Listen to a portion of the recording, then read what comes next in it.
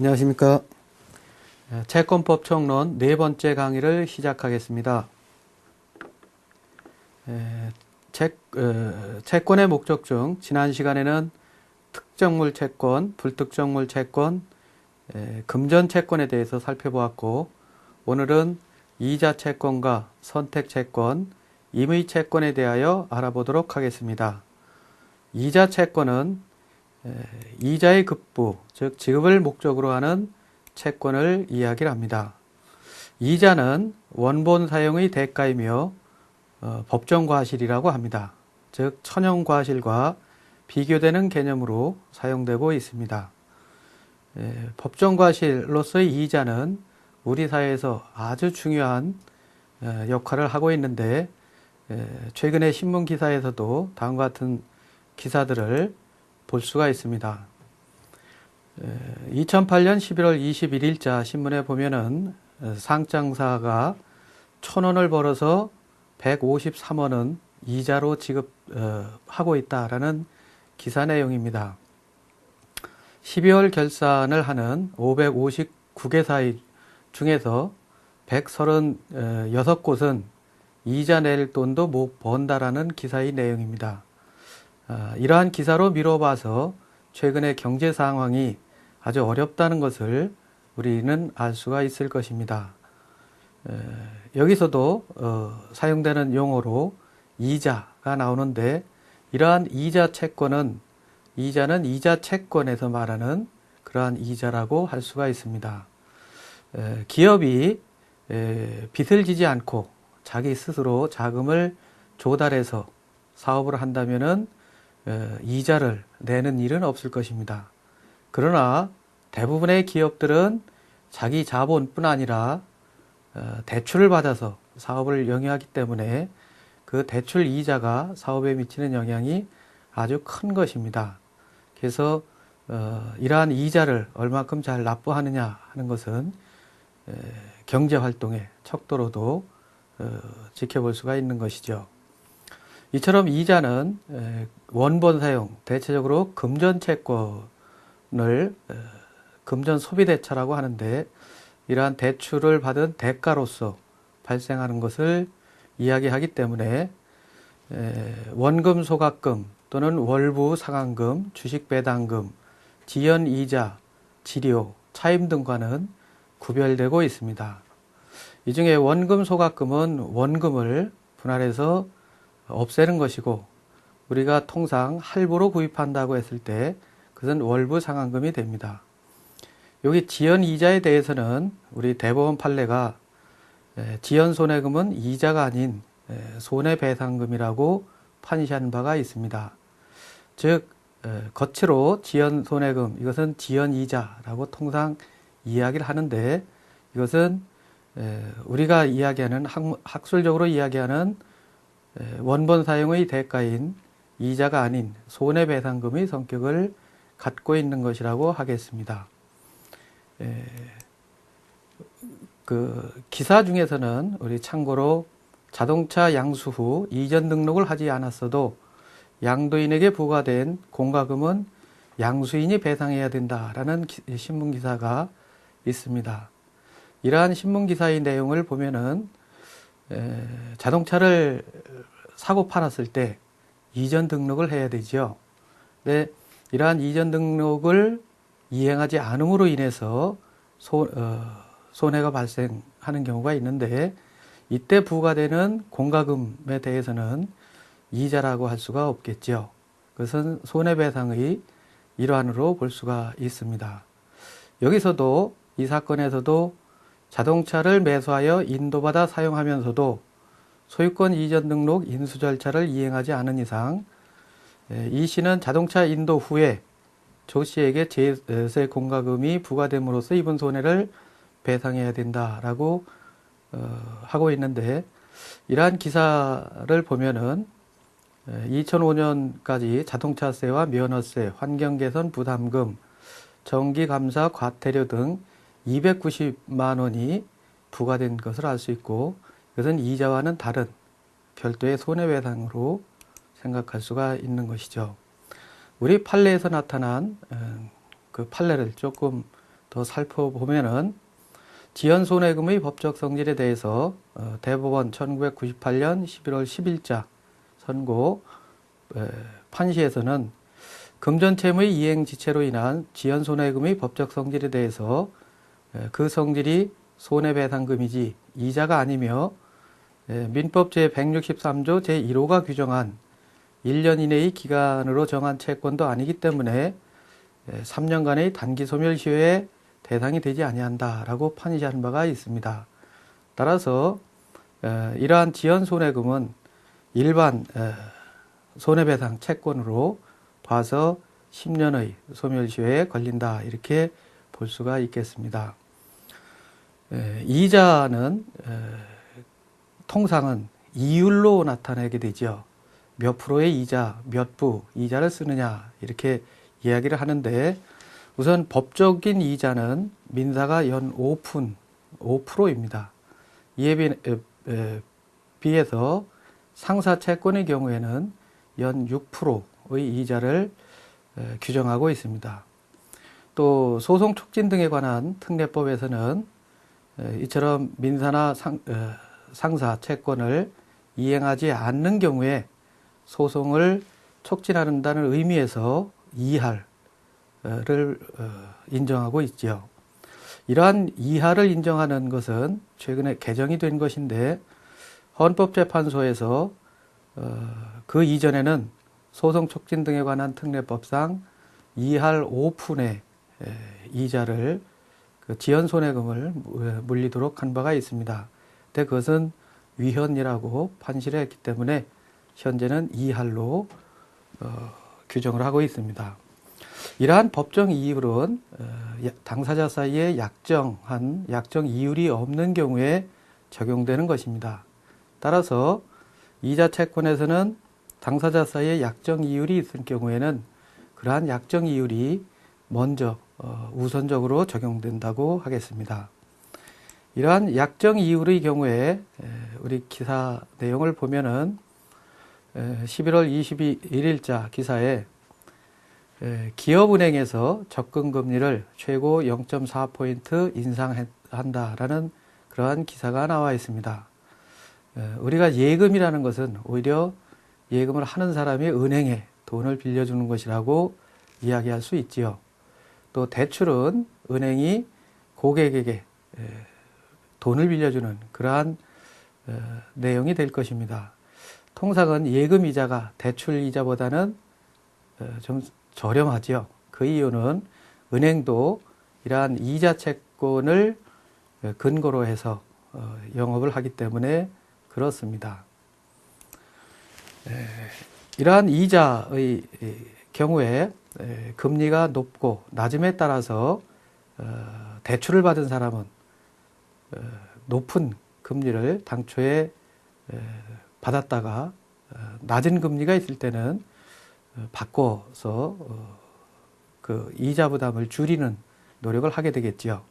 그래서 2008년 11월 20일자 보면은 신용이 나쁜 사람이 저금리로 갈아타기 하는 것을 지원한다는 그런 내용의 기사가 나와 있고, 이것은 이런 환승론이라는 이야기로 그 용어를 쓰고 있습니다.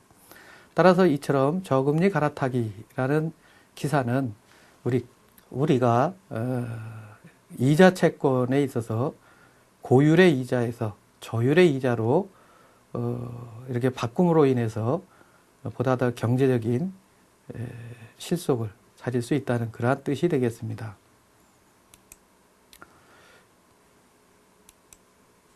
이러한 이자 채권의 법적 성질이 무엇인가 하는 것을 살펴보도록 하겠습니다. 이러한 이자 채권은 기본적으로 원본 채권에 종속한다고 할 수 있습니다. 왜냐하면은 당초에 원본 채권이 없으면은 발생할 수가 없겠죠. 이러한 원본 채권의 사용 대가로서 인정되는 것이기 때문에 기본적 이자 채권은 원본 채권에 종속합니다. 그렇지만은 이자 채권은 독특한 성격을 갖는데 지분적인 이자 채권은 독립성을 갖게 됩니다. 이것은 무엇이냐 하면은 이미 이자가 발생된 이후에 이자는 독립해서 따로 성립한다는 것이죠. 그래서 이러한 지분적 이자 채권은, 특히 변제기의 지분적 이자 채권은 원본 채권과 분리되어서 양도가 될 수 있고 또 소멸시효가 진행되게 됩니다. 이러한 이자 채권의 독립성을 볼 수 있는 기사 내용을 하나 보도록 하겠습니다. 금전 채권의 원금 중 일부가 변제된 후에 나머지 부분에 대하여 소멸시효가 완성된 경우 시효 완성의 효력이 미치는 이자 또는 지연손해금의 범위가 어디까지인가에 대한 내용입니다. 이 이자 또는 지연손해금은 주된 채권인 원본의 존재를 전제로 그에 대응하여 일정한 비율로 발생되는 종된 권리라 할 것인데, 그래서 아까 종속된 권리라는 개념이 여기서 다시 한번 나오게 되는 것이죠. 그렇지만은 변제 그 후에 그 이자가 발생된 후에 이자 부분은 독립된 여기서도 변제로 소멸한 원금 부분으로부터 그 변제 전에 발생한 이자 또는 지역 손해금은 미치지 않는다. 이렇게 해서 독립된 성격을 이야기하고 있습니다. 또한 이자 채권은 변제에 있어서도 추후에 원본 채권과 달리 나중에 발생한 것이기 때문에 변제에 있어서도 우선권을 갖습니다. 즉 이자 채권은 원본 채권에 우선해서 먼저 변제를 받아야 되는 것이죠. 따라서 우리 사회에서 통상 이자와 원본이 있을 때 돈을 갚으면서 이자보다 원금을 먼저 이렇게 상환하는 것으로 하자, 이렇게 했을 때는 그것은 원칙적으로 허용되지 않는 것이고, 이자를 우선적으로 갚고 그 이자를 다 갚고 남는 여력이 있을 때 원본에 충당하는 것으로 이렇게 규정하고 있는 것입니다. 이자의 경우에 좀 독특한 것으로 복리가 있습니다. 이 복리는 이자의 이자다라고 통상 이야기를 하지요. 그래서 이러한 복리는 우리가 약정, 즉 당사자 사이의 계약으로 인정되는 복리가 있고, 법에서 인정한, 즉 상법 76조에서는 법에서 규정한 복리가 있습니다. 따라서 이러한 이자는 법정 복리라고 이야기하고 있는 것입니다. 통상 복리는 연체이자에 다시 이자를 지급하는 경우를 이야기할 수 있고, 이때도 법정 복리의 성질을 갖는다고 말할 수 있습니다. 이러한 이자 채권에서는 가장 중요한 개념이 이자의 제한입니다. 원칙적으로 사적 자치 원칙, 계약 자유 원칙을 일관할 때는 이자를 얼만큼 받느냐 하는 것은 당사자 사이의 약정에 의하는 것이고, 특별히 제한할 이유는 없는 것이죠. 그렇지만은 이러한 이자가 경제적으로 당사자 사이에 그 대등한 지위가 아니고 한쪽의 우월적 지위를 이용해서 많은 이자를 약정하는 경우가 있습니다. 따라서 이러한 이자의 경우에 이자의 자유를 제한하는 법 제도를 시행하고 있는 것입니다. 우리나라의 경우에 1962년부터 이자 제한법이 시행이 됐습니다. 그러나 이러한 이자 제한법은 1997년 IMF를 맞이해서 오히려 폐지가 된 바가 있죠. 어떻게 보면은 IMF 시대에 더 이자를 규제해야 옳은 것이 아닌가 이렇게 생각할 수도 있지만은, 한편으로는 이러한 이자는 규제하면은 또 다른 부작용을 낳기 때문에 여러 가지 측면에서 정책적으로 폐지했다고 보는 것입니다. 그러나 또 폐지하고 나면은 어떻습니까? 이자를 제한할 수 있는 이러한 요소들이 많이 적기 때문에 사회 문제가 또 발생하게 되는 것이죠. 통상 이자 제한법이 필요한 이유에 대해서 우리나라의 경우에는 통상 40%를 기준으로 그 이상 되는 것을 고리 대금이라고 이야기를 하죠. 그래서 이러한 고리를 막으려는 노력이 바로 이자 제한법의 취지라고 할 수가 있습니다. 다만 이처럼 이자를 40%로 제한했을 경우에 이것이 기본적으로는 일반 서민을 위한 정책으로 볼 수 있지만은 오히려 40%밖에 안 되기 때문에 돈을 빌려주는 사람들은 잘 빌려주지 않는다는 것이죠. 더 많이 이자를 주는 곳으로 이렇게 돈을 운영하려고 하기 때문에 서민들의 경우에는 오히려 돈을 더 빌리기가 힘들 수도 있다는 것입니다. 이러한 이율 배반적인 이러한 이자의 속성에 따라서 이자 제한법을 어느 정도로 규제해야 될 것인가 하는 것은 각 사회정책에 따라서 각국의 경제사정 또는 법률적인 견해 이런 거에 따라서 다르게 나타날 수가 있는 것이죠. 1997년 말 IMF 때 이자 제한법이 폐지된 이후에 또다시 고율의 이자가 우리 사회에서 문제가 된 것입니다. 그렇기 때문에 2007년 3월 6일 날 이자 제한법이 또다시 제정되게 됐고 연 40%의 이자를 제한하는 것으로 규정을 했습니다.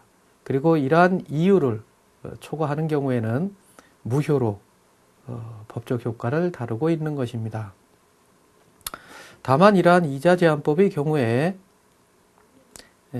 단서를 두어서 제도권 금융, 제도권 금융이라면 어떤 것을 이야기할 수 있나요? 통상 우리가 은행권을 이야기하죠. 은행이라든가 등록한 대부업자들에 대해서는 이러한 이자 제한법을 적용을 제외하고 있는 것입니다. 그렇기 때문에 현재 이러한 이자 제한법이 제대로 평등하게 다 적용되지는 않는다라고 할 수가 있게 되는 것이죠. 이러한 이자의 문제는 그 고리의 경우에 사회적인 그러한 이슈가 되기도 하는데 2008년 5월 1일자 신문을 보면은 불법 돈놀이를 한 1067명이 무더기로 검거됐다 하는 기사를 볼 수가 있는 것이죠. 경기지방경찰청 수사관은 최근 2개월간 불법 사금융을 집중 단속을 벌여서 불법으로 대부업을 한 사람 또는 유사 수신행위 등 397건의 관련자 1067명을 검거했다는 내용과 함께 그중 10여 명을 구속하고 4명에 대해서는 구속영장을 신청했다 하는 기사가 나옵니다. 이러한 일이 있게 된 이유는 여기서 금융권 대출이 곤란한 서민들에게 고리사채라든가 불법 추심 행위를 한 대부업자와 단기간 고수익을 빌미로 투자자를 유인해서 금전 피해를 주는 유사 수신 행위자 등이 우리 서민 경제 파탄의 주범이 된다는 점에서 집중 단속을 하게 된 것이죠.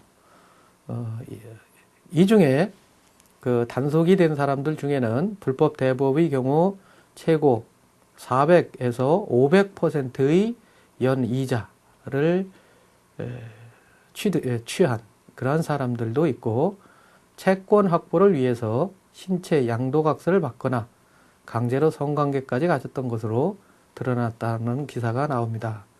이처럼 사회에 있어서 이자 채권은 긍정적인 측면도 있지만은 부정적인 측면도 아주 많이 볼 수가 있는 그러한 예가 되겠습니다. 따라서 이자 채권의 경우에는 얼만큼 이자를 제한할 것이고 이러한 제한된 이자를 넘는 부분에 대해서 어떠한 법적 효과를 부여할 것인가 하는 것이 아주 중요하다고 할 것입니다. 이자의 범위를 초과한, 즉 제한 이자를 위반한 그러한 효과에 대해서 현재 이자제한법 2조 3항에서는 초과 부분에 대해서 무효로 규정을 하고 있습니다. 이것은 최고 이자율을 초과하는 부분에 대해서 무효를 규정한 것이기 때문에 연 40%를 넘는 그러한 이자에 대해서는 효력이 없다는 뜻이 되겠습니다. 또 이처럼 그러면 현실적 법 규정에서는 연 40%를 제한하는 그런 그 상한선을 두고 있지만은 실제 그러면 앞에서 본 사례와 마찬가지로 그것을 넘는 이자를 받았을 때 어떻게 하겠는가라는 부분이 문제가 되는 것이죠. 이때 우리 그 2008년 3월 24 법률신문에 의하면은 고율의 이자 약정은 민법 제103조 위반으로 무효다라는 내용도 우리가 볼 수가 있는데, 여기서 말하는 판례는 그 이자 제한법이 그 없던 시기에 나온 대법원 판례를 이야기하고 있습니다. 즉 IMF 이후에 이자 제한법이 폐지가 됐었는데 2007년 새로운 법이 생기기 전까지는 이자 제한법이 없는 상태가 되죠. 이러한 이자 제한법이 없는 상태에서도 우리 대법원의 경우에는 고율의 이자에 대해서 무효를 그 판시를 했는데, 그 근거가 바로 좀 전에 살펴본 바와 같이 민법 제103조 위반으로 무효를 이야기를 하고 있는 것입니다. 우리 민법 103조는 사회질서에 관한 규정이라고 이야기할 수가 있습니다. 이처럼 이제 그 상한선인 이자 제한을 초과하는 부분에 대해서 이자를 받은 경우에 또는 지급한 경우에 그 초과 지급한 이자에 대해서 다시 반환 청구를 할 수 있겠는가라는 문제가 등장을 합니다. 여기에 대해서는 논란이 있을 수가 있고, 이자 제한법이 생기기 전에 이에 대해서 법원에 판결된 내용도 있는 것입니다. 근데 현재는 입법적으로 해결을 해서 이자 제한법 2조 4항에서 채무자가 최고 이자율을 초과하는 이자를 임의로 지급한 경우에 그 초과 지급된 이자 상당 금액은 원본에 충당하고, 근데 만일 원본이 소멸한 때에는 그 반환을 청구할 수 있다라고 아예 명문화한 것입니다. 따라서 이러한 이자 제한법 2조 4항에 의해서 제한 이자를 초과하는 그러한 금전을 지급했을 경우에는 그 부분에 대해서 다시 반환 청구가 가능하다고 할 수 있고, 이러한 입법적인 해결은 아주 중요한 법적 의미를 지고 있는 것입니다. 우리 대법원이 판시한 2007년 2월 15일 날 선고한 2004-5426호 전원합의체 판결을 보면은 바로 이 판결이 새로운 이자 제한법이 성립되기 전에, 즉 이자 제한법이 일시적으로 IMF 이후에 없었던 시기가 있는데, 이때 우리 대법원이 그 고율의 이자에 대해서 판시한 내용입니다. 이 판결은 아주 중요한 내용을 담고 있습니다. 그 판시사항은 크게 둘로 나누어 볼 수가 있는데, 금전소비대차 계약, 즉 통상 대부계약이라고 하죠. 돈을 빌리는 계약에서 당사자 사이 경제력의 차이로 인하여 이율이 사회통념상 허용되는 한도를 초과하여 현저하게 고율로 정해진 경우 그 부분의 이자에 대해서 무효로 판시를 하는 것이고, 두 번째는 선량한 풍속 기타 사회질서에 위반하여 무효인 부분의 이자 약정을 원인으로 차주가 대주에게 임의로 지급한 이자의 반환을 청구할 수 있는지 여부에 대해서 그 당시 획기적으로 적극적인 태도를 취한 것입니다. 즉 이자의 반환을 청구할 수 있다라고 판시한 것이 이 판결의 아주 중요한 가치라고 할 수가 있습니다. 그 판결 요지를 다시 한번 자세히 보면은 첫 번째, 고율의 이자에 대해서 판시한 부분입니다. 금전소비대차 계약과 함께 이자의 약정을 하는 경우에 양쪽 당사자 사이 경제력의 차이로 인하여 그 이율이 당시의 경제적, 사회적 여건에 비추어서 사회통념상 허용되는 한도를 초과하여 현저하게 고율로 정하여졌다면, 그와 같이 허용할 수 있는 한도를 초과하는 부분의 이자 약정은 그 대주, 즉 빌려준 사람이 그의 우월한 지위를 이용해서 부당한 이득을 얻고, 차주에게는 과도한 반대급부 또는 기타의 부당한 부담을 지우는 것이기 때문에 선량한 풍속 기타 사회질서에 위반한 내용으로 하는 법률행위로서 무효다라는 것입니다. 여기서 선량한 풍속 기타 사회질서에 위반했다라는 것이 바로 민법 제103조의 내용이기도 합니다.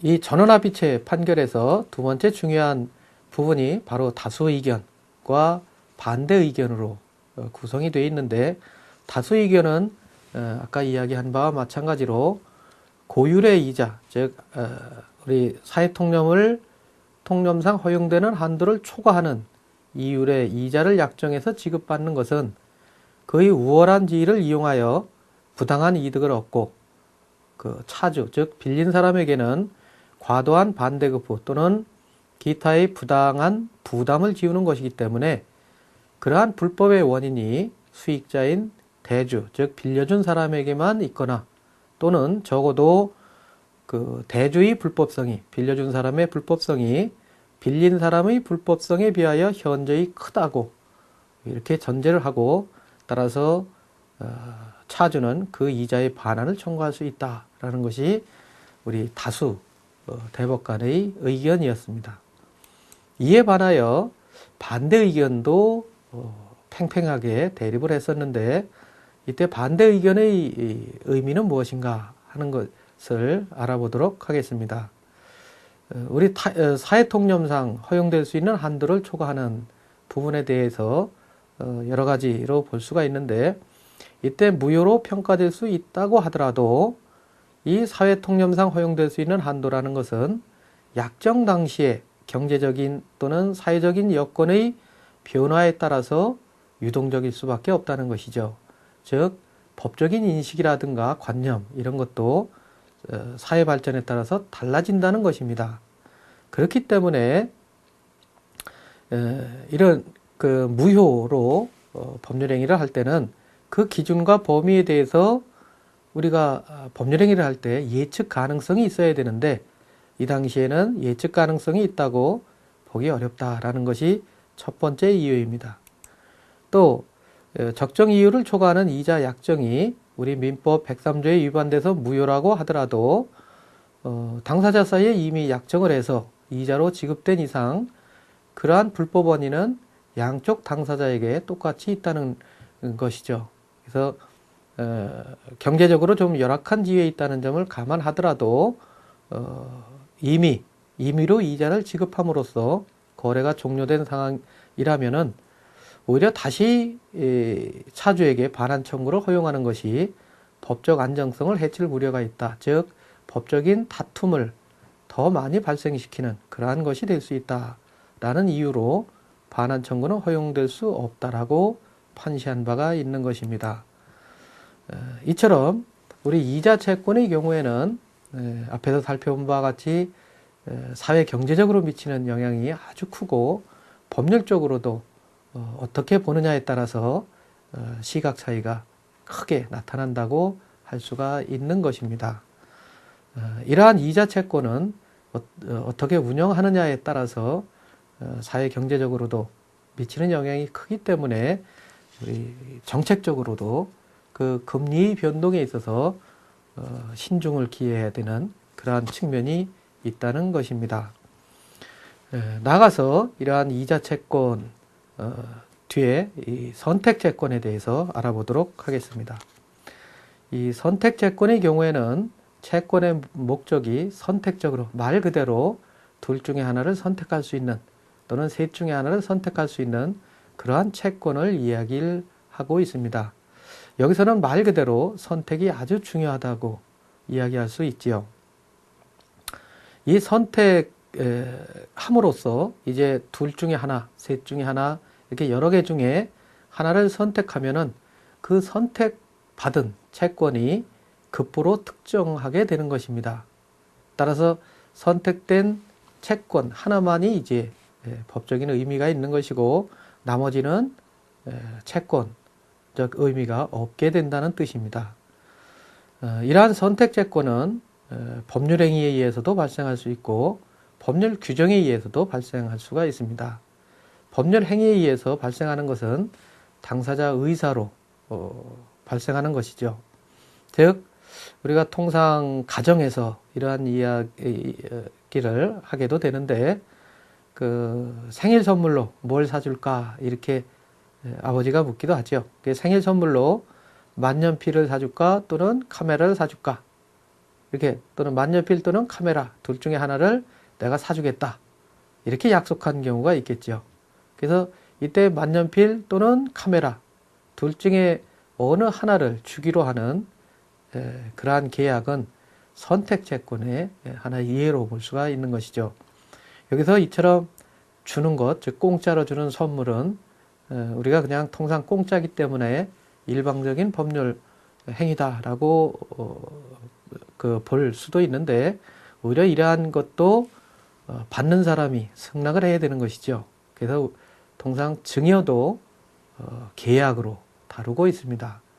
채권법에서는 여러 가지 유형, 그 중에 14개의 전형 계약을 우리 민법에서 규정하고 있는데 제일 처음에 등장하는 계약 유형이 바로 증여라고 할 수 있습니다. 선택채권의 예로서 법률 규정에 의해서도 선택채권이 발생할 수가 있습니다. 이러한 법률 규정의 예로서는 무권대리인이 상대방 선택에 따라서 계약 이행 또는 손해배상 책임을 지는 135조 규정을 둘 수가 있는 것입니다. 여기서 무권대리인은 우리가 통상 법률행위를 할 때 혼자 하기에는 한도가 있죠. 따라서 자기의 법률행위를 넓히는 의미에서 대리인을 두고 있습니다.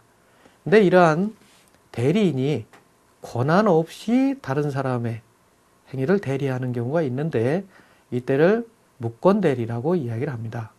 이러한 무권대리의 경우에는 권한 없이 다른 사람을 대리했기 때문에 이것을 본인에게 책임을 귀속시킬 수가 없겠죠.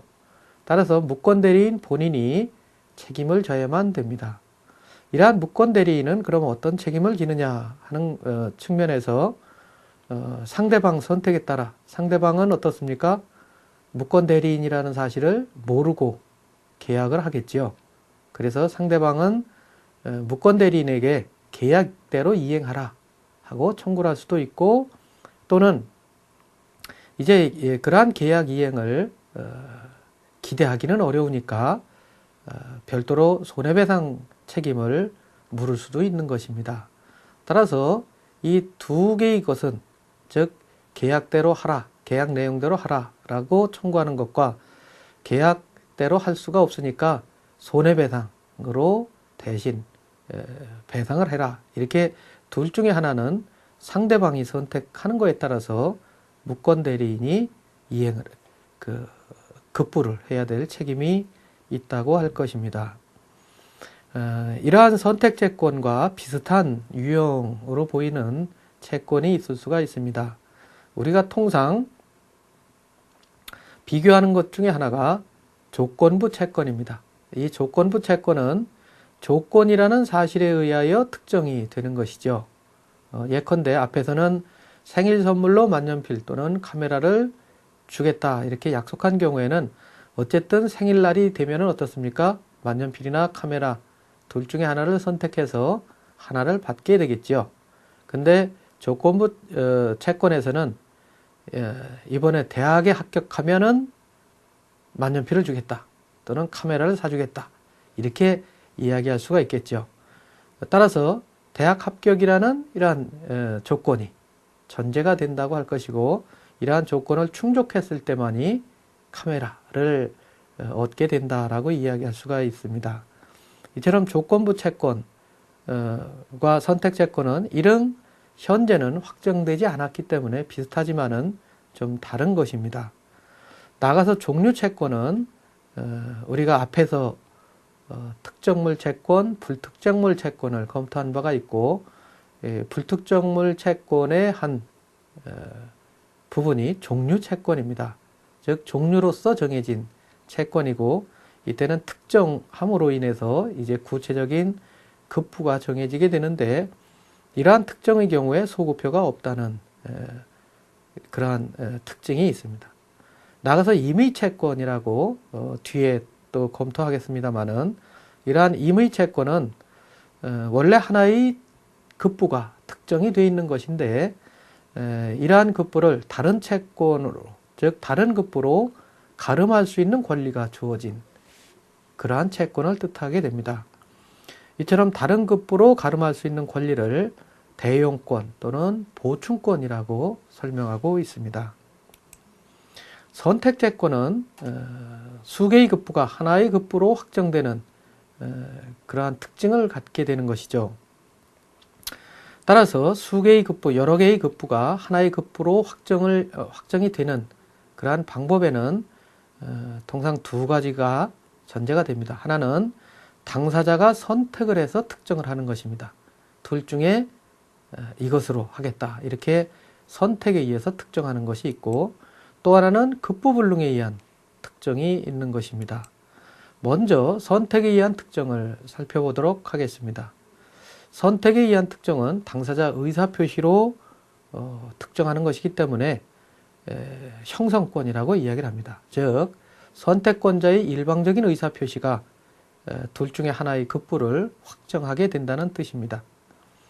이러한 선택권은 누가 행사하느냐에 따라서 달라지게 될 텐데, 당사자 사이에 약정이 있으면은 그 약정에 따라서 채권자 또는 채무자가 선택권을 갖게 됩니다. 이에 반해서 당사자 사이에 그러면 약정이 없으면 어떻게 될 것이냐? 이때는 우리 민법 380조에서 채무자에게 선택권을 주고 있습니다. 즉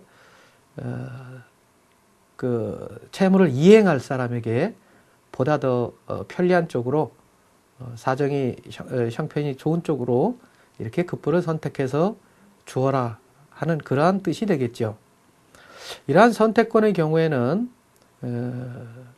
기본적으로 채무자 또는 채권자에게 있게 되는데, 일정한 경우에는 상대방에게 선택권이 넘어가게 됩니다. 첫 번째의 경우에는 당사자 일방이 기간 내에 선택권을 행사하지 않으면 상대방에게 이전합니다. 이것은 어떻게 보면은 자기 의무를 다 하지 않았다는 뜻이겠죠. 그래서 기간 내에 선택권을 행사해야 되는데 그렇지 않을 때는 상대방이 선택권을 행사할 수 있다. 두 번째는 제3자가 선택권을 갖는 경우가 있습니다. 이때 제3자가 선택권을 갖고 있지만은 그 사람이 선택하지 않았을 때에는 역시 채무자에게 이전하는 것으로 해서 앞에 380조에서도 당사자 약정이 없으면은 채무자에게 선택권을 주는 것과 마찬가지로 의무 이행자에게 우선권을 주는 것입니다. 이러한 선택채권의 예로서 그 공사 지연에 따른 우리가 건축공사 또는 아파트 분양 이런 거를 받았을 때 공사가 지연되는 경우가 있죠. 그래서 원칙적으로는 뭐 1년 내에 공사를 다 해서 입주하도록 하겠다, 이렇게 처음엔 광고를 했는데 여러 가지 경제 사정에 따라서 또는 여러 가지 사유에 의해서 공사가 지연될 때가 있습니다. 1년 반, 2년 이렇게 걸릴 때가 있는 것이죠. 이러한 경우 분양받은 사람은 그러한 것을 기다려서 그 아파트나 이런 것을 분양받을 수도 있지만은 중간에 그것을 해약하고 다른 곳을 선택할 수도 있겠죠. 따라서 이처럼 공사 지연에 따른 분양대금을 돌려달라 하는 그러한 사회적인 기사가 신문에 나와 있는데, 여기 조그만 글씨로 잘 보이기가 좀 어렵긴 합니다만은 그 공사가 지연됨으로 인해서 그 분양받은 사람에게 선택권을 주는 경우가 여기 있습니다. 주택보증의 경우에 보증 이행의 방법으로서 준공 또는 환급을 선택하도록 통보한다라고 되어 있는 것이죠. 즉 준공됐을 때의 아파트를 실물로 받든가 좀 기다려서 받는 것이죠. 또는 아예 계약을 해지하고 분양대금을 다시 돌려받는 그러한 둘 중에 하나를 선택하도록 이렇게 여기 기재가 되어 있는 것입니다. 따라서 이러한 경우에는 공사 지연이 있을 때 선택을 해서 준공시까지 기다렸다가 아파트를 받을 수도 있고 아니면은 계약을 해지하고 분양 대금을 다시 돌려달라 이렇게 선택할 수 있는 권리가 있다고 할 것입니다. 그래서 선택 채권의 예로서 우리가 살펴볼 수가 있는 것입니다. 이러한 선택의 효력은 언제 발생하겠는가라는 것인데 이것은 기본적으로 도달주의 원칙과 쾌를 같이 합니다. 즉 선택권자가 일방적인 의사표시를 하는데 이러한 의사표시를 상대방에게 또 도달이 돼야 그 내용을 알 수가 있겠죠. 따라서 도달주의 원칙이 여기서도 적용되는 것입니다.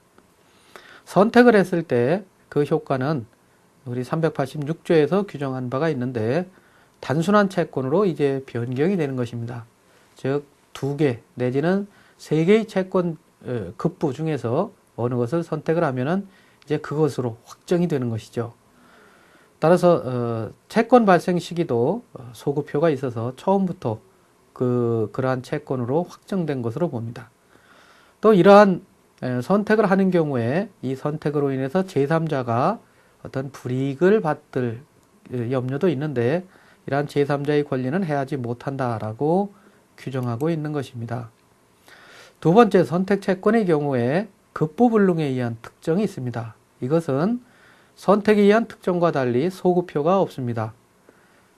우리 급부불능, 불가능의 경우에는 원시적 불능과 후발적 불능, 불가능 이렇게 둘로 나눌 수가 있는데 원시적 불능의 경우에는 처음부터 급부 자체가 이행할 수가 없는 것이죠. 따라서 이때는 남아있는 급부에 선택채권이 존재하게 되는 것이죠. 따라서 2개의 선택채권이 있다고 했을 때 하나가 원시적 불가능이면은 남아있는 다른 급부로 특정하게 되는 것입니다. 두 번째, 후발적 불능의 경우에는 둘로 나누어 수가 있는데 선택권이 없는 당사자가 과실이 있을 때, 즉 유책 사유로 이 후발적 불능이 된 경우에는 영향이 없다라고 하고 있습니다. 따라서 선택권 있는 당사자는 그 후발적 불가능이 된 그 채권도 선택할 수가 있습니다. 그러나 궁극적으로 그렇게 됐을 때 결국은 이행될 수가 없겠죠. 불가능이 됐으니까. 따라서 그러한 불가능된 후발적 불가능이 된 채권을 선택했을 때는 손해배상 책임으로 바뀌어진다라고 할 수가 있는 것입니다. 선택권 있는 당사자의 과실 또는 쌍방의 귀책 사유 없이 불가능이 된 때는 남아있는 급부에 선택채권이 존재하게 됩니다. 이것은 위에 있는 것과 마찬가지라고 할 수가 있는 것이죠.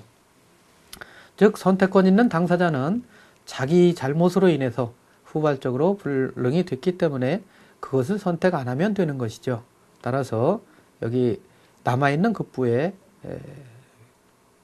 그 채권이 존재한다라고 할 수가 있습니다.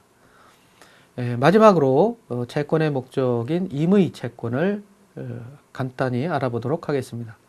앞에서 본 바와 같이 채권의 목적은 하나의 급부로 임의 채권은 특정되어 있으나 다른 급부로서 본래의 급부에 가름할 수 있는 권리, 즉 이것을 대용권이라고 하는데 이러한 대용권이나 보충권을 가지고 있는 채권을 이야기를 합니다. 따라서 이러한 임의 채권의 경우에는 본래의 급부가 채무자에게 책임없는 사유로 인하여 불가능이 된 때에는 채권은 소멸하는 것입니다. 앞에서 선택채권의 경우에는 둘 중에 하나가, 2개가 다 채권이기 때문에 하나가 책임없는 사유로 불가능이 됐을 때는 나머지 채권이 존재하지만은 우리 임의 채권의 경우에는 처음부터 하나의 채권, 급부가 특정되어 있었기 때문에 그것이 불가능하게 된 때는 채권은 소멸한다는 뜻입니다.